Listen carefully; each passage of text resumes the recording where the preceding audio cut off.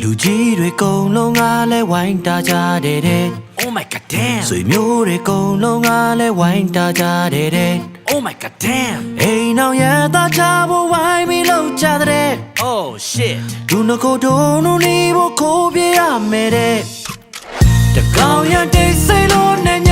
မှာကွယ်လာလာလာလူတွေအားလုံးအိမ်လို့ပိတ်မောင်းနဲ့လာလာလာကိုကျင်သူရကွက်တဲ့သူပြည့်စင်ဝဲခုတ်ချတယ်အောင်နဲ့တော့ကဟောင်းတယ်ချစ်ဆုံးကိုကျွန်တော်ချက်ပြလို့ခေါ်တယ်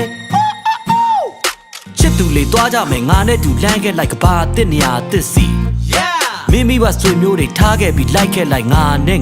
အတီလက်ပလာနဲ့ကြီးပဲနေစင်းခဲ့လိုက်ငါနဲ့အပီ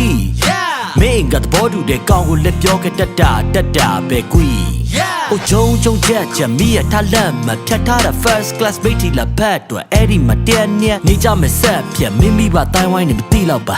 ဒီနေ့ညကအိုဒိုးနှစ်ယောက်တွဲမင်္ဂလာဦးညာလေးပေါ်